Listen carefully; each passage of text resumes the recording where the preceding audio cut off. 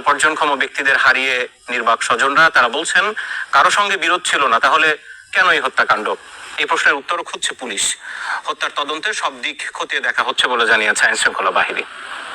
আলোচিত এই ঘটনা নিয়ে সর্বশেষ তথ্য জানবো, কেন তাদেরকে হত্যা করা হলো, কোন কুল কিনারা পুলিশ পেয়েছে কিনা জানবো। সহকর্মী আলামিন হোসেন এই মুহূর্তে সরাসরি মেঘনা নদীতে আছেন, আমার সাথে যুক্ত হচ্ছেন।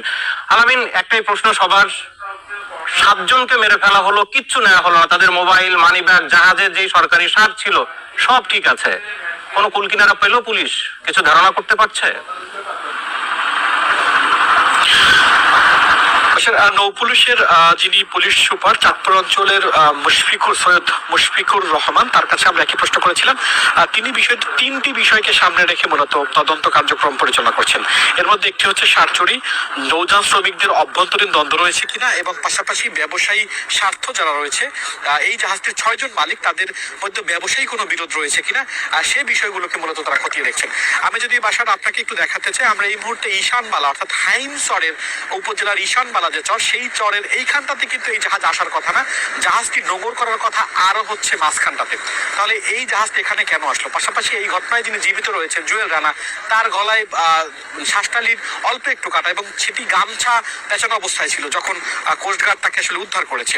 আপনি নিশ্চয়ই দেখতে পাচ্ছেন যে কোস্টগার্ডের একটি টহল টিম চাঁদপুরে, তারা কিন্তু এটিকে ঘিরে রেখেছে। পাশাপাশি বিভিন্ন তদন্ত সংস্থা 3টি গঠন করা, জেলা প্রশাসনের পক্ষ থেকে গঠন করা হয়েছে একটি, শিল্প মন্ত্রণালয়ের পক্ষ থেকে একটি গঠন করা হয়েছে, নৌ পুলিশের পক্ষ থেকে গঠন করা হয়েছে।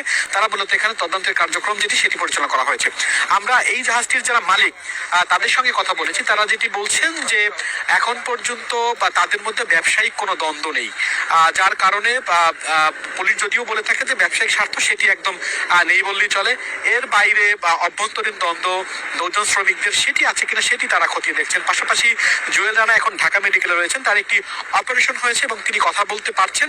পুলিশ বলছে তাকে জিজ্ঞাসাবাদ করার পরে এই ঘটনার বিস্তারিত জানা যাবে। তবে গোয়েন্দারা যেটি বলছেন যে মূলত সরকারি সার 800 টন সার রয়েছে এখানে, সেই ক্ষেত্রে সেই সার চুরি করার উদ্দেশ্যে কোনো ডাকাত দল এখানে হামলা করেছিল কিনা, বা তাদেরকে কেউ জাহাজের অভ্যন্তরীণ নৌযান শ্রমিকদের মধ্যে থেকে তাদের সাথে কেউ যোগাযোগ করেছিল কিনা, সে গুরুত্বপূর্ণ একটি বিষয় বলেছেন যে এই জাহাজটি এখানে আসার কথা না। জাহাজ চলাচলের লাইটারের জাহাজের যে রুট, একটি নির্দিষ্ট জায়গায় অ্যাঙ্করেজ পয়েন্ট থাকে যেখানে নিরাপত্তা থাকে, আশপাশে কোনো শহর থাকে, এই জায়গায় জাহাজ অ্যাঙ্করেজ ছিল কেন যেখানে ডাকাতি ছিল? পুলিশ কি বলছে? আর এখন পর্যন্ত কাউকে জিজ্ঞাসাবাদের জন্য পুলিশের আয়ত্তে নেওয়া হয়েছে কিনা জানা গেছে?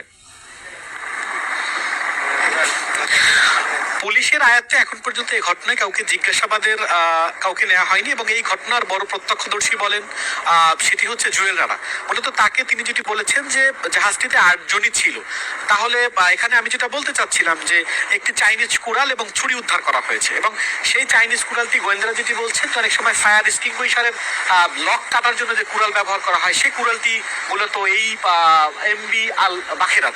তাহলে সেই কুড়ালটি কোথায় রয়েছে সেটা তো ডাকাত দলের জানার কথা না। এবং এই ডাকাত দলের ডাকাত বা ডাকাতির পরে বা এই ঘটনার পরে যে দুটি আলামত জব্দ করা হয়েছে, মোবাইল ফোন 4টি, তার মধ্যে চাইনিজ কুড়াল, তারপরে ছুরি, সেটি কিন্তু জাহাজের একটি অংশ থেকে নোংরা কাপড় পেঁচানো ছিল এবং সেখান থেকে উদ্ধার করা হয়েছে।